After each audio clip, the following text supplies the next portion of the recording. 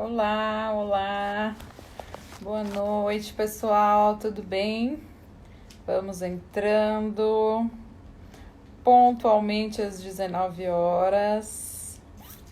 Se alguém puder me informar se vocês estão vendo bem, ouvindo bem, está tudo certo com o áudio.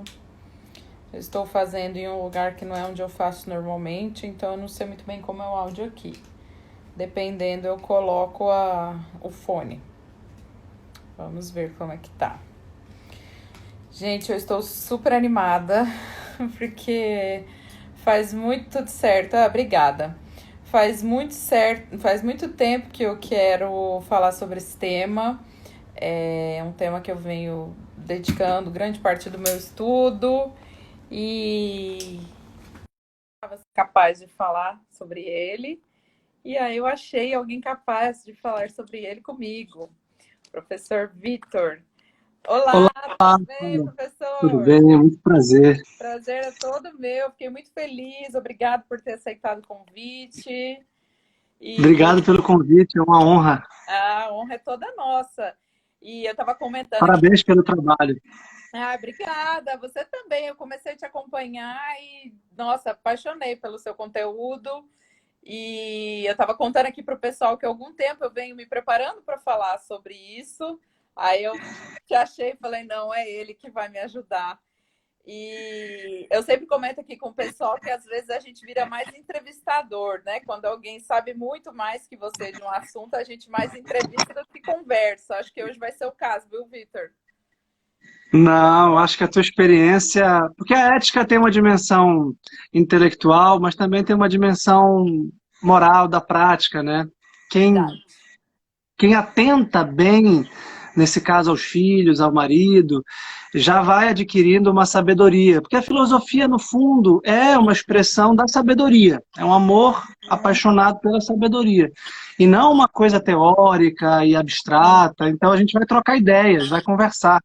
Ai, que Tu bom. tiveste três de uma vez, né? Isso aí te dá uma sabedoria em bloco, assim. Tu deves ter amadurecido 20 anos em dois. Pior que é mais ou menos isso, assim. É como se. Eu gostei do que você falou. É como se viesse uma necessidade, assim, que você começa a buscar e a vivência vai te ajudando, como ela veio tudo de uma vez.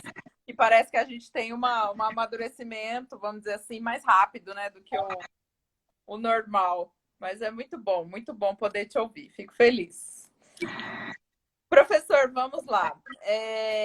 Então, eu queria muito. A gente conversa muito sobre as características principais que os pais precisam ter, né? Eu escuto muitas mães, tanto aqui no Instagram quanto no consultório, e eu percebo que as maiores queixas são justamente isso, que não conseguem ter paciência, que não conseguem ser constantes, que não conseguem passar uma fortaleza para os filhos. Então, eu vejo que muito do sofrimento, das dificuldades que se encontra na maternidade é um pouco por causa disso, né? E aí eu queria te ouvir, assim, né? A gente escolheu esse tema, eu queria te ouvir, assim, quais são, na sua opinião, as principais virtudes, né? Se é que a gente pode falar isso, o ideal seriam ter todas, né? Mas as principais para esse tipo de papel, né? Da paternidade e da maternidade. Olha, virtude é força, em latim. É capacidade de ação. É capacidade de agir, de impactar, de influenciar, de fazer, de ser. Então, as virtudes são os traços do nosso caráter, da nossa personalidade. E cada atividade, profissional, social, pessoal, exigem certos traços. Uhum. Então, o filho tem que ter um certo traço, o empregado, o chefe, o marido, a esposa. E ser pai é talvez o maior desafio humano que existe. Uhum. Porque ninguém mais do que o pai, a mãe, tem o dever de dar aos filhos todos os meios possíveis para a sua realização, para a Uhum. sua felicidade. Então, os filhos serão o que os pais, de algum modo, são. Então, a primeira virtude, eu acho, é a da responsabilidade. Os pais respondem pelos filhos. Não Uhum. só que herdam os seus traços genéticos, sua vida biológica, mas também a vida moral.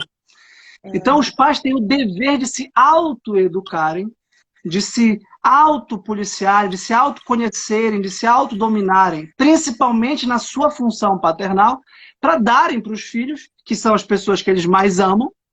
Dificilmente algum pai vai negar isso, alguma mãe mais ainda vai negar isso. E quem ama dá o melhor para si. Mas a nossa personalidade humana, porque nós somos livres, não está acabada, não está encerrada. Não dá para dizer, eu sou assim e pronto, isso é coisa do meu caráter. Não, todos nós temos virtudes e vícios. E é nessa dinâmica de querer aperfeiçoar as virtudes e diminuir os vícios, reconhecer os vícios, dar nome aos vícios. Isso a filosofia, a psicologia e a medicina ajuda, né, Paula? Dar nome aos bois. Dizer, olha, isso é humildade, isso é soberba, isso é preguiça, comodismo, poltronaria. Isso é egoísmo. Isso é amor, paciência, flexibilidade, prudência. Então, o primeiro ponto é esse. Ô, Vitor, desculpa aí te interrompendo, mas interessante isso que você disse, que eu fico com uma curiosidade a respeito disso, assim, temos que ser, né? De fato, a gente não ensina o que quer nem o que sabe, a gente ensina o que se é, né? E como que a gente pode ajudar? Porque eu venho percebendo que as pessoas estão com cada vez mais dificuldade de nomear tudo isso. E como que a gente, enquanto pais, pode ajudar isso a partir de que idade que a gente consegue ir ajudando os filhos a nomearem tudo isso? Em primeiro lugar, pelo exemplo. A relação entre pai e filho é uma relação assimétrica. Se a gente fosse conversar, por exemplo, sobre a ética do marido e da mulher, a gente ia partir do mesmo pressuposto, ou da ética do professor, ou da ética do médico. Porque são relações, Paula, assimétricas. Uma relação entre um adulto de 30 anos e de uma criança de 3 anos é uma relação assimétrica do ponto de vista etário, de idade. Uma relação entre um homem e uma mulher é uma relação assimétrica do ponto de vista do sexo, da psicologia masculina e feminina. A relação entre um professor e um aluno é uma relação assimétrica. E aí, quando há uma relação assimétrica, há coisas que um dos dois não vão perceber do outro. Vai ter um problema de alteridade. Um paciente não sabe o que o médico sabe, e vice-versa. O marido não sabe o que a esposa sabe e vice-versa. Então tem que ter um esforço enorme para se fazer entender. A linguagem, que é o meio de comunicação entre as pessoas, no caso da assimetria de idade, ela vai ser a do exemplo. E toda a comunicação humana é pautada no exemplo. Então os pais são os principais modelos do filho. O seu filho vai ser quem você é, de algum modo. Claro que ele é livre. E ele é livre para rejeitar certos traços. Por exemplo, é claro que a chance de um filho ter a profissão do pai é muito grande. É óbvio. A chance do filho ter os trejeitos do pai, porque já tem até a fisionomia, mas ele fica vendo o pai falar. Né? Primeiro num trocado, o filho com a mãe, a filha com o pai, depois a identificação pelo próprio sexo, que segundo Freud seria a maturidade posterior da pessoa. Mas, bem, o exemplo. A criança não vai entender verbalmente, conceitualmente, as virtudes tão cedo. Não dá para dizer para minha filha de 6 anos que ela seja humilde. Ela não vai entender o que é humildade. Mas se ela vir o maior exemplo de humildade de todos, que é de Cristo, ela começa a perceber que Deus se rebaixou aos homens. E depois foi crucificado. Isso ela começa a perceber. Então, a educação moral das crianças é pela história e pelo exemplo. Quando ela vê uma pessoa silenciosa e calma, ela começa a temperar o seu apetite, a sua vontade de dizer. Então, eu acho que, em primeiro lugar, é o exemplo.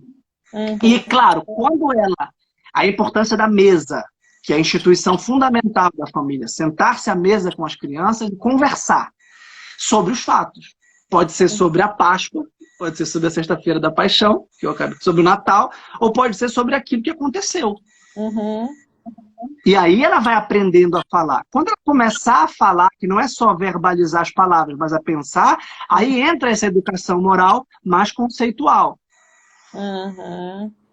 Que aí a gente começa a ensinar, ajudar a ensinar a nomear, você diz, né?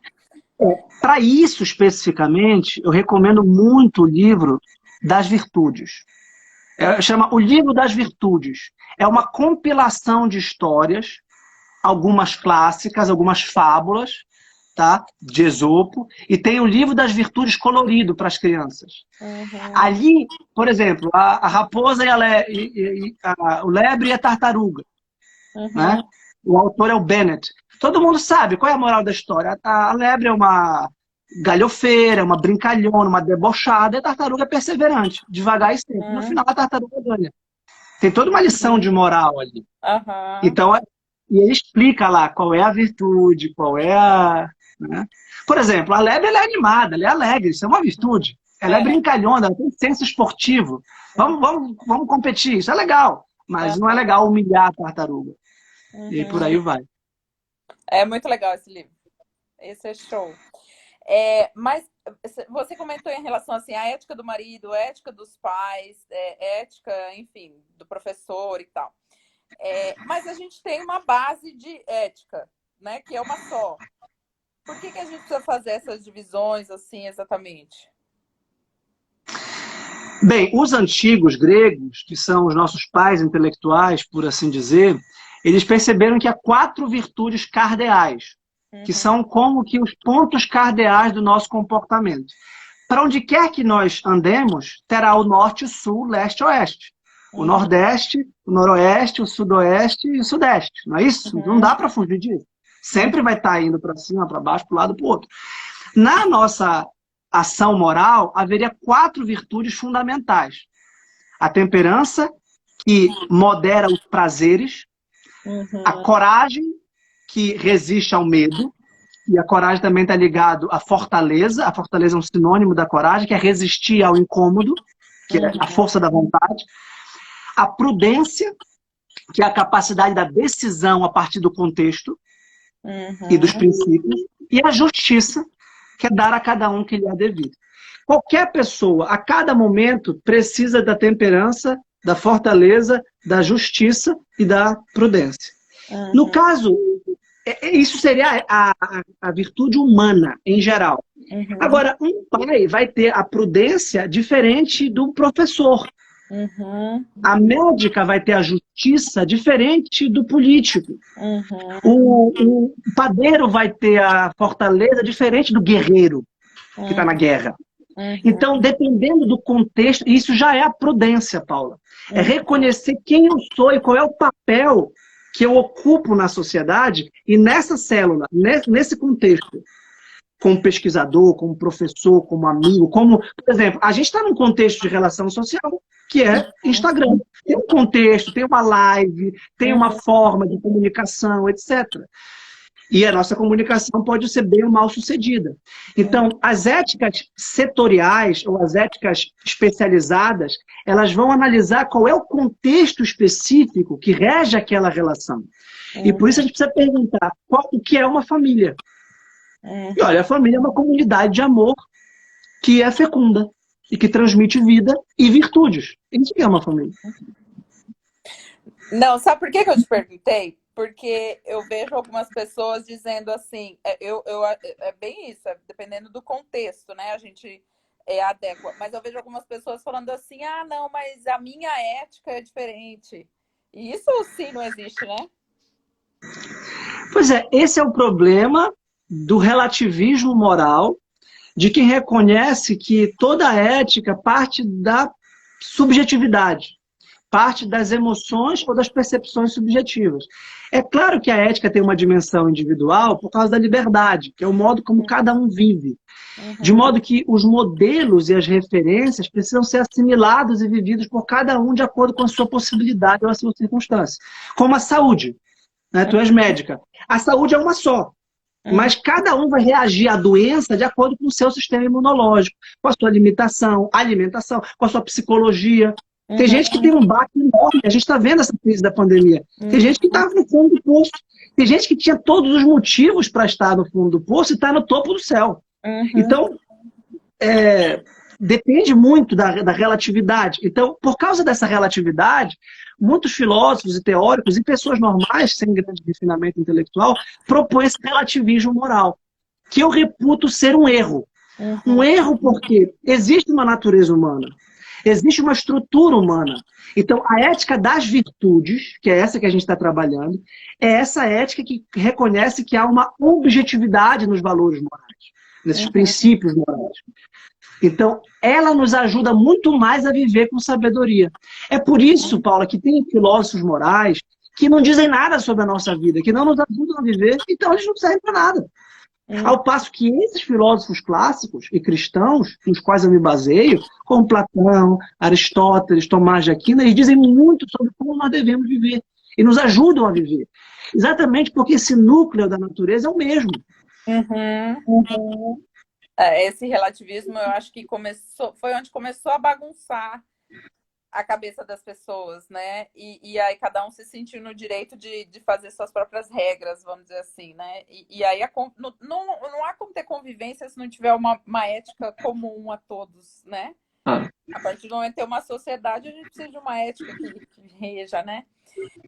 Então a gente está falando de características adquiridas, né? Porque esse é outro questionamento também que me fazem muito. Se eu posso nascer com o dom de ter a temperança de acordo com o meu temperamento, por exemplo, ou se isso é algo trabalhado, adquirido, como que funciona isso? Essa é uma questão filosófica bem complexa. E eu acho que a chave dos temperamentos já é um bom começo de conversa, né? Distinguir uma base mineral e uma base ambiental, né? Distinguir que nós temos alguma coisa de, por exemplo, o nosso genoma, a nossa genética, que já, de algum modo, influencia profundamente na nossa formação, assim como nós temos uma formação na tenra infância, de 0 a 2 anos, depois de 2 a 4, depois até as fases da Constituição que vão marcar a nossa personalidade, inclusive gerar traumas, gerar facilidades, que vão ter que ser trabalhadas, aí, dependendo da escola da psicologia que a gente conseguir, ao longo de toda a vida. Quem sabe é para desmanchar um nó que está ali arraigado na nossa personalidade. Mas, em geral, Paula, a gente é livre. Em geral, eu acho que o postulado da ética é que nós somos livres. Só que essa liberdade, é claro, não é absoluta. Essa liberdade é uma liberdade condicionada pelo meio. E que meio ambiente é esse? A começar pela família. O meio ambiente, então, quando há a concepção, né, quando nasce uma pessoa no embrião, o próprio começo, ali há um conjunto inexorável de influxos, de influências. Psicológicas, primeiro, e depois morais. Essa é a responsabilidade dos pais. Os pais têm que saber que o destino imanente e mesmo eterno, para quem reconhece pela fé esse destino depois da morte, do filho, está impactado por cada segundo da vida do pai. Isso é o amor, é a expansão da personalidade. Então, eu estar aqui agora falando sobre isso contigo influencia, por omissão ou por ação, a minha filha. O destino dela. Porque a presença ou a ausência maior ou menor do pai na vida do filho vai ser completamente impactante. Então, quando ela chegar na fase da maturidade, e a gente pode especular quando chega essa fase, do ponto de vista filosófico, do ponto de vista psicológico, talvez no primeiro estágio com 7, depois com 12, depois com 16, aí tem várias teorias da personalidade, desenvolvimento, talvez com 18, maioridade civil, ou 21, enfim. Aí ela vai poder dizer, bem, eu já tenho consciência da passividade, de tudo que eu recebi passivamente, sem escolher, na minha vida, principalmente meus pais, que eu não escolho, mas eu recebi, meus avós, meus primos, minha escola, obviamente, vai para a escola, o clube, e aí as relações sociais, o amiguinho, a namorada, enfim, o primo, todo mundo. E agora eu posso aceitar ou rejeitar, ativamente, por um lado da consciência, tudo isso. Eu posso mudar de cidade, mudar de profissão, posso mudar de vida, enfim. E aí a liberdade se afirma. Então existe uma liberdade que está no jogo. Agora, a liberdade depende do quanto ela é capaz de ter uma personalidade própria. É isso que eu acho que nós queremos para os nossos filhos. Porque a felicidade depende de que nós escrevamos a nossa biografia em primeira pessoa. Eu, Vitor, eu tomo essas decisões. É formar para a liberdade. Mas formar para a liberdade significa formar pessoas seguras, pessoas que têm autoconhecimento e autodomínio, e que não vão na maré, que não vão com os amiguinhos só porque estão fazendo. que tem personalidade própria. Isso é educação, na minha opinião. Eu vou até te perguntar mais sobre essa questão assim, até que ponto essa liberdade atinge, mas você entrou num ponto aí que eu também queria te perguntar. Isso de, assim, cada ação ou omissão nossa imprimir alguma coisa nos nossos filhos, né? Na sua opinião, isso a gente deve carregar como um peso ou como um trunfo que a gente pode utilizar? Eu lembrei de uma passagem do Evangelho. Meu fardo é leve, meu jugo é suave. É um fardo. É um peso maior do mundo, né? Quando a primeira vez que a minha esposa disse que estava grávida, a Maria, nossa primeira filha, eu senti, como Drummond diz, o peso do mundo nas minhas costas. Todo o peso da existência, senti a gravidade, tive uma crise de choro, de emoção e de responsabilidade. Ô, Vitor, imagina meu marido, Vitor. Vezes 3, né? O homem ficou 3 dias, um para cada filho. Claro, tá certo. Digerir aquela informação. Então, é claro que essa responsabilidade, ela pode gerar um trauma, um estresse, um jugo muito pesado. Mas, ao mesmo tempo, quando nasce um filho, nasce um pai e uma mãe. Eu acredito que Deus dá uma força, e a própria psicologia, o senso de proteção, a própria psicologia da mulher protege, e ela fica uma loba assim, protetora, e ela fica concentrada, as suas energias vitais estão todas concentradas, fisiológica e psicologicamente para o bebê, para o filho, e o pai também, de algum modo, o pai me deu força para o trabalho, força para precisar ganhar dinheiro, para arcar com as minhas responsabilidades. Então, eu acho que é positivo, porque isso é maturidade, né, Paulo? Isso é maturidade. Uhum. Não tem que... É só um adolescente que fica pensando, mas agora eu tive filho e eu vou morrer. Não, você vai ter uma série de dificuldades. Você vai ter uma série de desafios. Mas bem-vindo à vida real, como diz o nosso amigo Ítalo. Essa é a vida real, e daí? Uhum. Então, a vida ela é um conjunto de desafios, e a família é uma escola de virtudes, é uma escola de amadurecimento, de perseverança, de fidelidade, de lealdade. Tem que ser leal agora a uma criança que depende de mim, uma família que depende de mim. Isso é bom, isso é positivo. Uhum. Também acho. Se alguém quiser praticar a constância, é na paternidade, né? E na maternidade, porque é algo que assim, precisa, né? Não tem essa opção. Mas voltando para o que eu tinha te perguntado, Vitor, assim, então eu posso dizer que qualquer pessoa ela é capaz de trabalhar qualquer virtude. Você explicou que algumas, pelo que eu entendi, têm, né, uma capacidade maior de desenvolver pelo próprio temperamento, o meio que foi criado, enfim, uma série de fatores. Mas é possível trabalhar e manter todas as virtudes? Ou assim, tem algumas que algumas pessoas não vão atingir, ainda que ativamente queiram, né? É possível afirmar que todas as pessoas não só podem, como devem, realizar as virtudes humanas para serem felizes. Uhum. Porque Aristóteles, que foi o primeiro que organizou toda essa ética das virtudes, ele dizia que as virtudes são otimizações das ações boas para realizar a felicidade.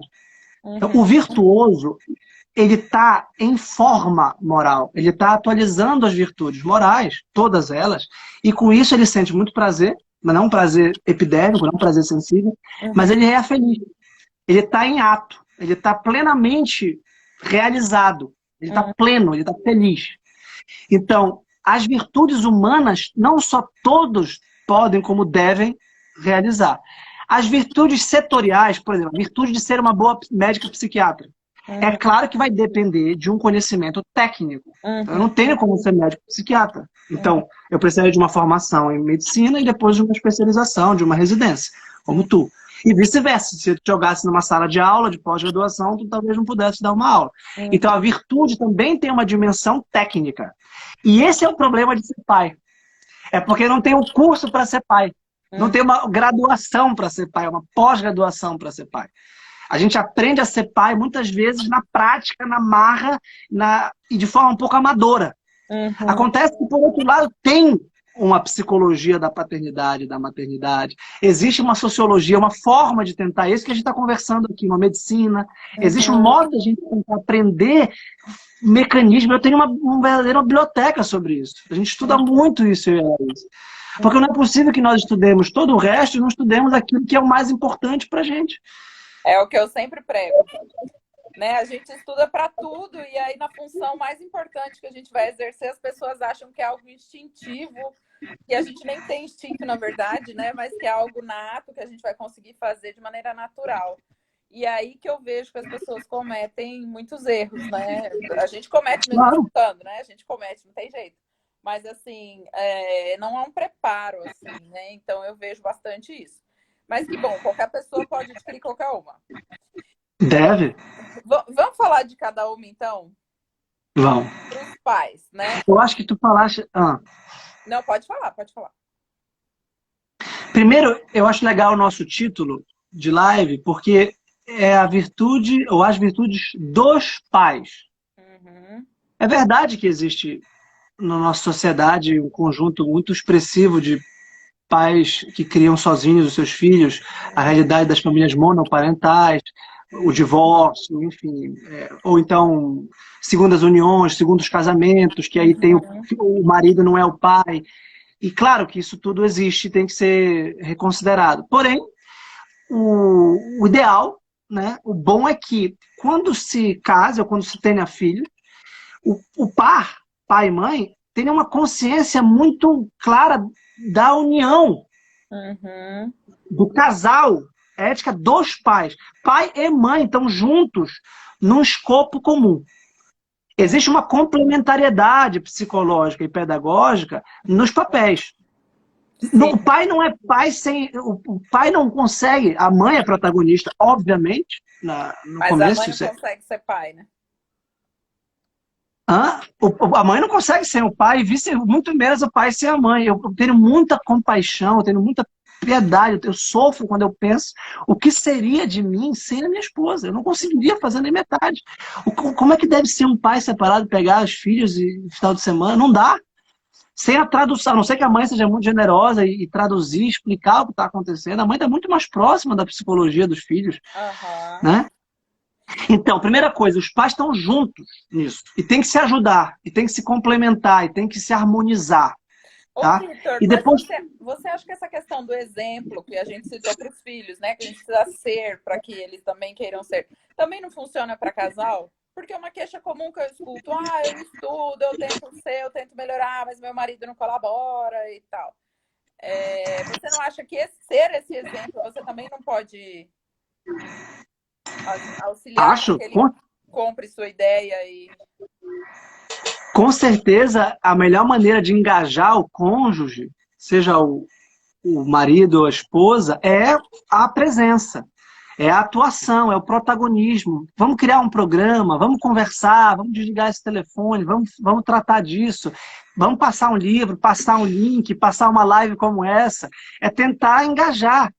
Principalmente isso no caso do pai, o homem, que tem muito mais dificuldade do que a mulher, com criança pequena principalmente, que está pensando no trabalho, está pensando no futebol, está pensando na música, está pensando em milhares de outras coisas, ou está pensando na própria esposa, com quem ele quer namorar, com quem ele quer estar conversando, namorando, e está preocupado com as crianças. Mas a esposa precisa colocar o pai nessa voltagem, pelo exemplo. A minha esposa é extraordinária nisso. Eu estou querendo falar de todo o cosmos, mas ela consegue colocar os nossos filhos... Eu preciso que, no meu horizonte, filosofia, internet, tudo, ela tem que colocar os nossos filhos ali. Porque o homem tende a esquecer, tende a dispersar, muito mais do que a mulher. Então eu concordo, o exemplo, a presença é fundamental. Ô, Victor, tu é novo aqui no Instagram, né? Estou começando. Eu tinha o meu site, que é o dialético.com.br, e eu não atuava pessoalmente, era só informação do site, de cursos de filosofia. E aí, desde, acho que novembro, eu tenho participado como pessoa física, digamos assim. Entendi. Mas tá parecendo que você já tem anos de estrada aí. É que você já gravava aulas, né? Isso, eu gravava aulas no YouTube e para os cursos. Entendi. Não, muito legal. Então você acha E aí, só para complementar, isso, e depois eu passar a bibliografia, tudo que eu estou falando tem uma, digamos, um fundamento e um estudo também. As crianças vão aprender a se relacionar com a humanidade inteira a partir do modo como o pai e a mãe se relacionam entre si. A principal referência de relação será entre o pai e a mãe. Então, se o pai grita com a mãe, se a mãe despreza o pai, se eles têm uma relação conflituosa, se eles têm uma relação ruim, a criança vai assimilar. Então, a primeira regra, eu acho que é uma regra absoluta, que todo mundo, em tese, sabe, é que nunca se deve discutir, altercar, gritar na frente das crianças. Nunca se deve... que é uma virtude da convivência, da sociabilidade, da mansidão, da discrição, como queira chamar essa virtude, que no fundo resguarda exatamente a tensão, porque claro que existe uma agonia, um conflito ali entre esposa e marido. Como eu já disse, são dois sexos diferentes, são duas pessoas diferentes. Né? Esse é o primeiro ponto central. Por isso que a melhor coisa que a gente pode fazer pelos nossos filhos é amar apaixonadamente o cônjuge. Isso é muito importante. Um grande presente que a gente dá para os filhos é namorar com o nosso cônjuge. É estar muito perto, muito próximo, conversando muito, namorando. Isso é muito importante. Muito importante. E eu percebo que, às vezes, que eu me afasto um pouco, sem querer, da Laís, por excesso de trabalho, imediatamente isso repercute no modo como eu estou também com as crianças. Isso é impressionante. Isso eu digo também por experiência muito própria. Eu concordo. Ao passo que eu estou muito bem com ela, eu estou muito bem com as meninas também. E agora eu tenho menino. Entendi. Talvez a gente não agrade a todos, mas a ideia não é essa, né? A gente falar aqui o que tem que ser dito. Então você acha que aquele papo assim, não, mas é melhor os pais longe e bem do que juntos e mal? O que você acha disso, Vitor? Ponto de vista ético. Olha, esse é um tema muito difícil. Eu acho que em casos excepcionais, muito extremos, quando o clima for belicoso, de guerra, sim, é melhor a paz da ausência. Por outro lado, eu acho que isso teria que ser assim, o caso mais absolutamente raro, 0,001%, porque o esforço de estar junto e a presença, mesmo menos harmoniosa, mas a busca pela harmonia. É claro que o filho vai perceber que existe uma tensão com entre os pais, acontece uma briga, isso é normal. Isso até pertence ao amadurecimento.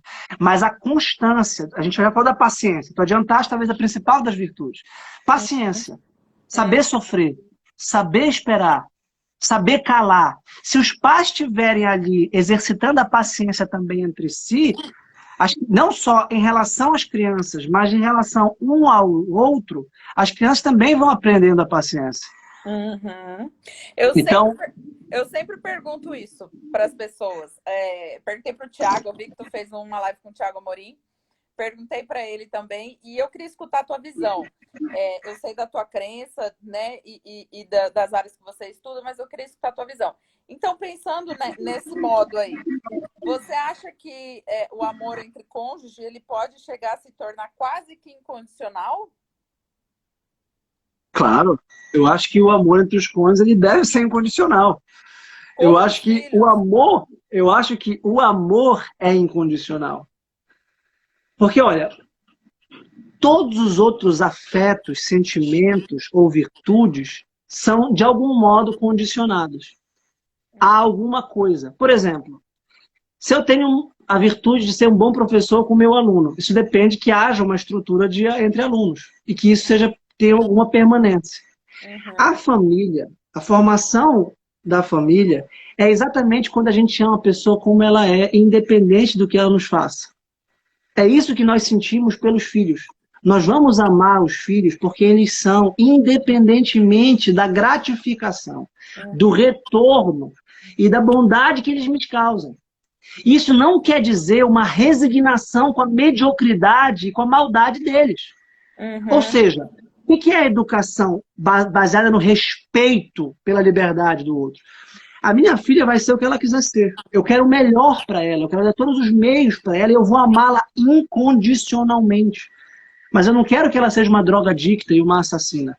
Mas se a gente for nas penitenciárias, você sabe quem é a única pessoa que visita os presos? É a mãe.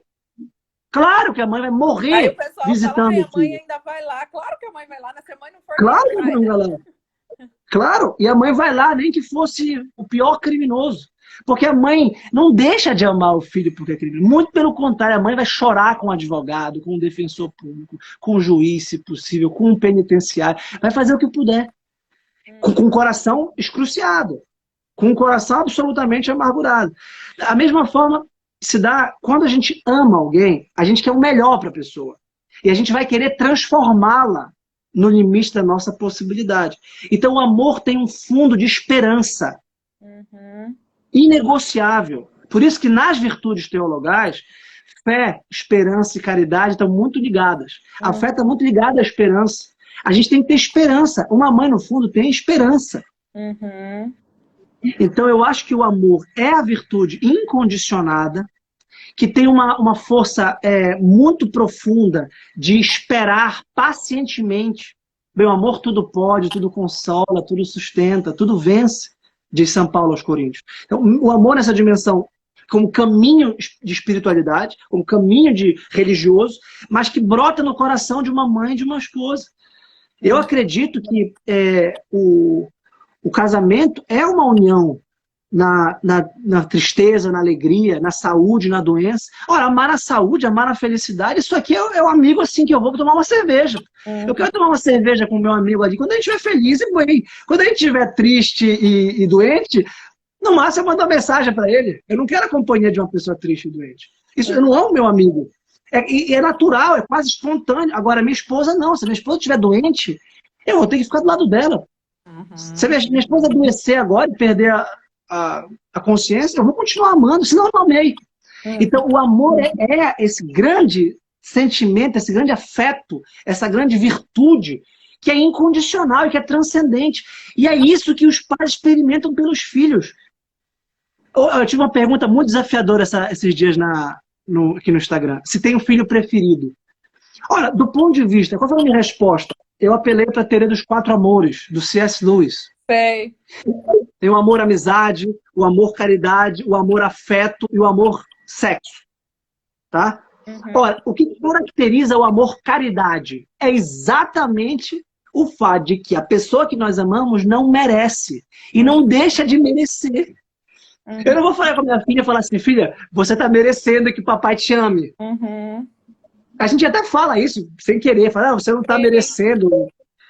Eu vou falar com a minha esposa, olha, tu estás merecendo mais esse mês, eu vou te dar um pouco mais de amor. Agora, se um mentorando meu, se um orientando meu, vem e me apresenta 40 páginas de bela filosofia, fala, pô, tu estás merecendo a minha atenção. Eu vou marcar aqui mais, tu estás merecendo. A Paula está merecendo uma live, porque ela está fazendo um trabalho maravilhoso, eu quero participar desse trabalho, eu quero contribuir para esse trabalho. Ela tem 30 mil seguidores. Tá entendendo? Mas a minha esposa não está merecendo. Ela já mereceu para sempre o meu amor. É como a esperança, né? Muita gente está falando, tô ficando sem esperança nessa quarentena. Ter esperança quando tá tudo bem não tem não é uma virtude, né? Não é um mérito, né? A esperança ela tem que surgir justamente quando não tá tudo bem, né? Aí que a gente pode dizer isso, né? Amar é dar, não é receber. É claro que, isso Platão especulava desde antes de Cristo, é claro que o amor tem um potencial extraordinário de se tornar recíproco. Acontece que se o ideal, as pessoas namoraram, noivaram, casaram e tiveram filhos, eu digo ideal porque a gente sabe que a vida real é cheia de surpresas e de percalços. Mas ideal, em tese, esse amor já é recíproco. E ele é eternamente recíproco. Por mais que haja... É recíproco no sentido de ser uma decisão consciente de que eu vou dar o meu coração para a Laís, para a Maria, para a Isabel, para o Inácio. Tem 2 filhos do céu e para quantos mais eu tiver essa oportunidade. Eu vou dar. E é claro que eu quero receber. É óbvio que eu gostaria de receber e vou receber. E recebo. Mas o fato de eu dar o meu coração não depende que eu recebo deles de volta. Porque senão a gente ia ficar numa troca quase contratual. Eu tô dando. Isso é egoísmo. É como se fosse um negócio, né? Claro. Deixa de ser E aí eu vou vantajoso. suspender o contrato. Olha, Paula, eu não quero mais as tuas consultas médicas, eu vou pagar a última e eu não quero mais porque eu não estou mais recebendo. Tá bom, tchau, tá bom. Agora, existe uma relação que não é assim, que é a relação conjugal. Porque o resultado da relação conjugal é um ser humano. Então, o fato de a gente ter um filho em comum, né, nos dá uma união muito profunda. E aí gera uma espécie de sinergia entre pai, mãe e filhos, tá? Que vai dando uma força de reciprocidade. Exatamente, maravilhoso. Eu acabei adiantando mesmo a pergunta da temperança. Eu posso dizer, eu estou sendo muito reducionista se eu falar que temperança é paciência, ela é além disso? Na classificação, digamos, clássica, a paciência seria uma virtude da fortaleza. A fortaleza é a resistência ao medo, no caso da coragem, e ao sacrifício, ao incômodo, no caso de todos os dissabores da vida. A temperança está ligada ao prazer. Então, é moderar o prazer, é controlar o prazer. Apetite. A gente pensa logo no apetite, na mesa e na cama. Né? A gula e a luxúria. Então, comer muito ou ter muito um apetite sexual desordenado, isso seria com base na temperança. Ou escutar uma boa música, ou então o prazer das redes sociais, que você controla um pouco. A fortaleza é um pouco mais complexa, porque ela exige a capacidade de ficar de pé na tempestade. E aí vem a paciência.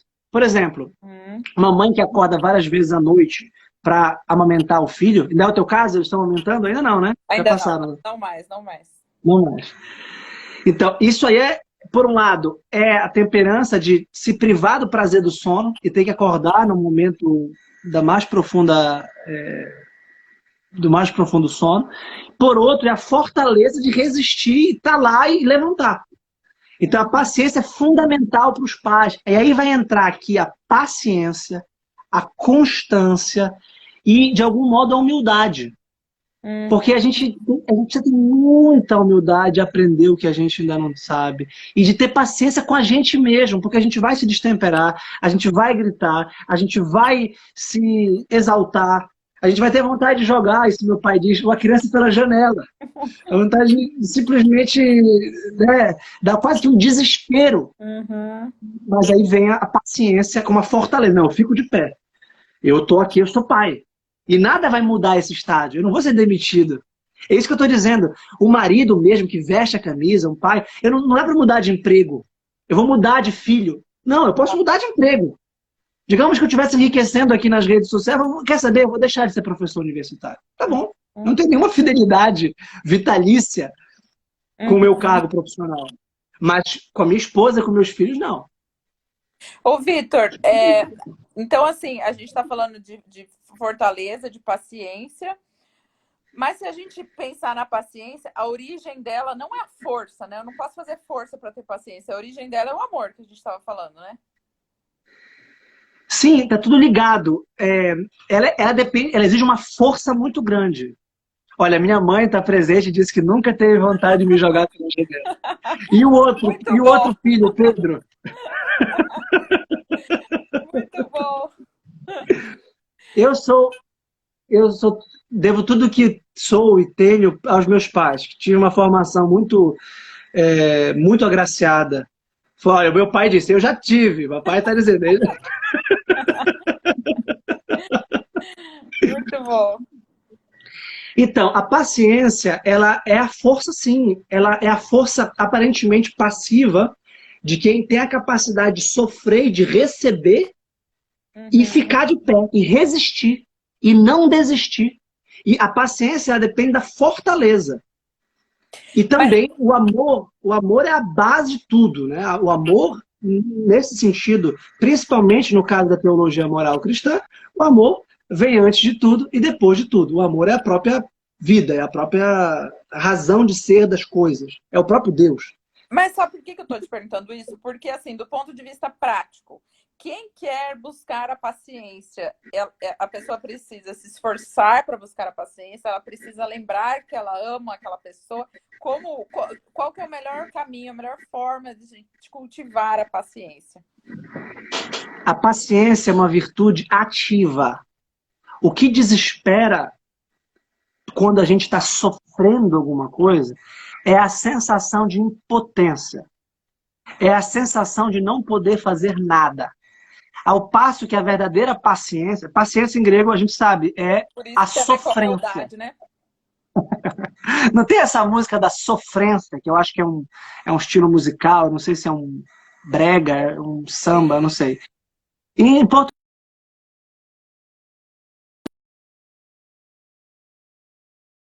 ativas e passivas. Olha a mudança de perspectiva. Eu estou sofrendo alguma coisa, mas eu posso fazer alguma coisa ativamente como resposta a ela. Então, a paciência ativa é aquela paciência de quem sabe que a ação tem que ser diferida no tempo. Ou seja, eu não posso fazer nada agora, mas eu estarei fazendo algo. Eu falei, parece aquele telemarketing, né? Estarei fazendo. Eu farei. Nós vamos estar fazendo. Vamos estar fazendo. A gente chega na loja, tem essa camisa M? Eu não vou ter. Eu pensei, eu não vou ter. Não, eu não tenho. Então, a gente. Ou eu não vou estar tendo. Eu não vou estar tendo a camisa do tamanho M. Porra! Então, a paciência ela é ativa. Eu não posso fazer nada agora, mas poderei fazer algo amanhã. E essa minha inação, essa minha passividade é uma ação. Por exemplo, alguém está falando muito, você ficar calado, pô, isso é uma grande virtude do silêncio. Isso é uma virtude de gente, da sabedoria do último grau, da última morada. A virtude do silêncio se calar, porque todo mundo vai reagir na hora, é até humano. Ainda mais a pessoa irascível, colérica. Então, o que a gente tem que saber é que a educação é sempre a longo prazo. Não existe educação imediata. A nossa sociedade, Paulo, é uma sociedade apressada, imediatista, que é tudo para ontem. Eu tenho mentorandos aqui, que eu digo, olha, você vai precisar, para começar 2 meses. Se você quiser alguma coisa para amanhã, nem gaste seu dinheiro comigo. Você vai precisar de 2 meses para ver algum resultado. É como um remédio, no teu caso. Olha, você vai ter, esse remédio vai demorar, vai ter um efeito diferido, depois você vai tirar aos poucos. O resultado também vai ser diferente. Só que não é 2 meses, é 2 anos, 4 anos. Eu estou começando um estudo de história e literatura com a minha filha, que tem como programa mínimo 4 anos. Se eu não pacientemente perseverar, não vou ter nenhum resultado. Mas o oposto dela, que seria a ira, né? Isso, a ira é um vício. É quase que pode ser um vício, assim, vamos dizer assim, difícil de ter essa passividade, né? É um vício mais ativo, assim. A criança gritou, a mãe gritou. A criança fez birra, a mãe bateu e tal. Qual que é o caminho mais ativo para que os pais consigam essa paciência, essa virtude? Olha, exceto nos momentos do sono, em que a gente acorda sobressaltado, o ideal é ter uma espécie de preparo psicológico e espiritual. O que significa isso? A gente tem que entrar na ação, por exemplo, da vida familiar, armado e com consciência de que a gente vai ter que ser paciente. Então eu vou começar a dar uma aula para minha filha. Eu tenho que estar preparado para ser paciente. Porque ela vai se distrair, ela vai inventar moda. Eu vou levar minha filha para a missa. Vai ser uma guerra. Porque ela não vai sentar, ela vai contar, ela vai querer ir no banheiro, ela vai querer ir não sei onde, visitar o Santíssimo, ela vai querer perguntar. Minha filha é sanguínea. Perto do violão, o meu é assim. Né?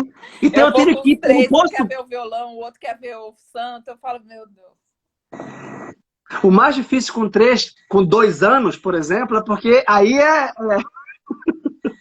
tem que ir sempre na mesma que a galera já conhece, vai catando e me devolvendo. já pegou. Então, o momento... Então, quando a gente não acorda sobressaltado, porque a gente é assaltado, e aí a gente é passivo, a gente tem que estar sempre ativo. Ou seja, você me grita, você me solicita, eu estou preparado, eu estou pronto, eu estou armado. É como um professor em sala de aula. Se o meu aluno, olha, eu sou em sala de aula, eu posso ser provocado pelos alunos, e sou muito, mas eu nunca perdi o jogo de cintura. Uhum. Já fui provocado de vários, como tu podes imaginar, de várias maneiras. Já fui assediado de várias maneiras. Uhum. Eu nunca tive nenhum problema com o aluno. Quando não quer, dois não brigam. Eu estou ali sereno, eu estou calmo, eu estou concentrado. Eu consigo distinguir o que é intelectual e acadêmico, do que é moral, do que é político, do que é religioso. Eu consigo distinguir. Eu tenho ter domínio da situação. Eu sou o protagonista. Eu sou o professor, eu sou protagonista. Eu sou o pai, eu sou o protagonista. Eu não sou coadjuvante. Não é a minha filha que vai determinar como vai ser o jantar. Uhum. É claro que pode ter uma situação que eu não esperei. Eu vou ter uma surpresa. E é verdade que eu vou ter momentos que eu não sei como agir. Uhum. Aí vem a humildade. E aí eu vou errar. É claro que pai nunca errou. É óbvio. Só que depois eu vou pensar, bem, peraí. Eu gritei, eu bati, eu quebrei, eu vou pensar. E se eu tiver com essa retaguarda de serenidade, de calma, de paciência, eu vou pensar duas vezes, eu vou contar, eu vou silenciar, eu vou, né? Aí eu não vou ser tomado por um demônio da ira. Isso não pode acontecer, muito menos com os filhos. Então, é como se eu preciso conseguir fazer uma projeção de algumas coisas que são inerentes à função, como se fosse isso, né? Exato. E essas experiências, não é Covid, não, é que eu engasguei mesmo, tá, gente? Elas vão aumentando o nosso horizonte de consciência, né? Essas experiências que a gente vai passando e não pega um tanto de surpresa. E assim, se a gente for pensar nessa máxima que você falou, então, teoricamente, a paciência em si vai ficando mais fácil ao longo da experiência com os filhos? Tem mãe que fala assim, a segunda foi tão mais fácil, o terceiro foi tão mais tranquilo, o sexto, o sétimo, parece que quanto mais filhos tem, parece que as mães são mais tranquilas, mais light do que tem um só. Mais ou menos com isso, certeza. Né? Pode falar. Tem uma pergunta interessante aqui do Jeff. Se a pessoa não tiver espiritualidade, vai conseguir vencer a ira? Vai. Claro. É possível vencer a ira. A pessoa não... O fato dela não ter espiritualidade quer dizer que ela não desenvolveu uma faculdade humana fundamental que está no topo da personalidade. Mas tampouco ela se reduziu a um animal por causa disso. Tampouco ela... Quem não tem espiritualidade não se transforma num cavalo. Então é claro que sim. A ira, ela é exercitada pela virtude da paciência. E aqui, Paula, está o ponto central. Virtude, eu comecei dizendo que era força em latim. Né? Virtus. Virilidade. Né? Capacidade de ação. Por outro lado, em grego, areteia é hábito e excelência. A virtude é um hábito. Quanto mais a pessoa vai treinando... Então, a primeira vez que tu atendeste um paciente, tu tiveste um desconforto, uma insegurança, uma desconcentração. Agora, no 30º ano, terceiro ano, sei lá, 10º ano, tu já estavas... Né? Então, a mesma coisa. Eu estou com o terceiro filho, não foi de uma vez como tu. Mas eu me sinto muito mais experiente. Me sinto, e também ao mesmo tempo, agora é menino, também percebo que tem coisas novas. E sempre vai ter uma coisa nova. Então, a paternidade é uma grande aventura. E a gente está falando dessa parte do amor, da paciência. Teoricamente, deveríamos, então, se a gente for colocar uma balança, ter mais paciência com quem amamos. Claro.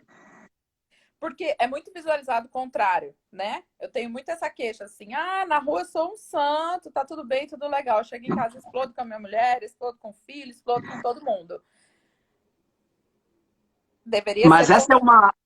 essa é uma inversão grave, Paula. As pessoas que estão dispostas, interessadas, interessantes, na rua, e deixam para casa o resto, elas estão fazendo uma inversão existencial tremenda. Eu acho que agora nessa experiência... né? Porque falam assim, não, é que a gente mostra o mais íntimo para quem a gente confia e... né? Não, a gente tem que ser o melhor possível para as pessoas que a gente mais ama. Por isso que o carinho, a atenção, a doçura, a disponibilidade. Tem um livro que eu vou colocar na bibliografia, entre aspas, da nossa live, quando eu for postar no Facebook, que é As Pequenas Virtudes do Lar, do Jacques Chevreul. Esse é um grande livro. A editora Quadrante, que é uma das minhas preferidas, tem dezenas de livros sobre educação dos pais, virtudes dos pais, nos quais eu estou me baseando. E entre eles está As Pequenas Virtudes do Lar, que são pequenas, grandes virtudes. Então, olha, uma coisa que a gente tem que ter uma virtude importante: bom humor, alegria e otimismo. Por que bom humor, alegria e otimismo? A gente vai morrer do lado delas. Eu quero morrer do lado da minha esposa, do lado dos meus filhos. Eu quero até o último dia. Não sei quantos Deus vai me dar. Mas, então, a gente tem que ter uma leveza. A gente trata de coisas muito graves: saúde, educação, moral, valores. Tem que ter muita leveza, muita doçura, muita calma, porque a gente vai continuar ali no dia a dia. Muita alegria e, muito, no caso com os filhos, muito otimismo do que eles podem vir a ser, do que eles podem se tornar. O filho é um projeto de realização a longo prazo. Então a gente tem que depositar neles muita confiança. Os filhos vão ser confiantes, vão ser seguros, vão ser firmes, rijos, vão ter caráter audazes, se os pais confiarem neles. Senão eles vão ser pessoas tímidas, pessoas inseguras, fracas, frágeis, parece que vão quebrar. A gente tem que formar filhos para o mundo, filhos com força, com vigor, filhos que vão ter dificuldades. A gente tem que confiar neles. Isso é muito importante. E aí, um dos livros chama Carinho e Firmeza com os Filhos. Esse carinho todo, maravilhoso esse livro. Carinho e Firmeza com os Filhos, eu convido todos os nossos ouvintes a virem, a assistir. Todos já leram. Eu vou colocar nos meus stories agora esses livros. Tá? Peço que acompanhem depois lá. O Carinho e Firmeza diz uma coisa muito legal. Só carinho com todo respeito, eu amo a pessoa da minha vida e a minha avó. As avós, as pessoas da vida das minhas filhas são as avós. Eu estou na casa da minha avó, da avó da minha filha, minha sogra. Então as avós são seres divinos, tá? Mas o que eu vou dizer agora é um pouco importante. As avós, elas só dão carinho, muitas vezes. Elas só dão doce, só dão sobremesa, só dão brinquedo, só dão... Tudo pode com a avó. E isso, por um lado, é maravilhoso, faz parte da própria beleza da família, da constelação familiar. Por outro, tem que ter uma certa firmeza, tem que ter uma certa dureza. A dureza sem carinho é despotismo, é autoritarismo. Mas o carinho sem firmeza é laxidão, conformismo, é deixar a criança solta. E a criança precisa de ordem, precisa de limite. E o carinho sem firmeza dos avós, eu acho que até tá no papel, né? Agora, o carinho sem firmeza dos pais, eu acho que é um desamor, né? É uma necessidade de seguir o caminho mais fácil, porque é mais difícil, é uma omissão, né? Omissão, muito boa, Débora. É uma omissão, exatamente, porque realmente a gente precisa se sacrificar para conseguir ser firme, né? É mais difícil. Olha, o papai está dizendo, agora a tua mãe, que é a avó, vai querer te jogar pela janela. Não queria, agora que... Eu tô adorando a participação dos seus pais. Tocaste num ponto importante, Paulo. A omissão. Isso é importante. Quantos maus nós não fazemos, quantas ações mais nós não fazemos pela falta, pelo que nós deveríamos ter feito. E a isso é falta importante. Pelo conforto, né Vitor? Pelo conforto delegando pessoal. A responsabilidade, terceirizando. É muito caro, é muito difícil, pagando babás, pagando professores. Não, o pai tem que assumir a sua responsabilidade. Depois vai ficando mais fácil. E o conforto até no dia a dia, né? Deixa mexer nisso aí, porque vai dar uma briga, Então eu noto muito isso. Vitor, vamos cortar a gente. Eu sabia que não ia dar pra gente falar das virtudes, é muito conhecimento. A gente se conversa para ver se a gente consegue marcar mais lives, que seria muito bom. E queria te agradecer, foi excelente. Precisamos de mais, Vitor. Muito obrigado, Paulo. Agradeço muito. E fica o incentivo, a motivação. Quantos segundos a gente tem? 30? 30. Fica a exortação de um amigo para os pais assumirem o seu dever, vestirem a camisa, arregaçarem as mangas, comprem esses livros da Quadrante, importune a doutora Paula, ela tem infinitas dicas para dar para vocês e experiências. Sigam quem tem experiência, tem muita gente boa fazendo um trabalho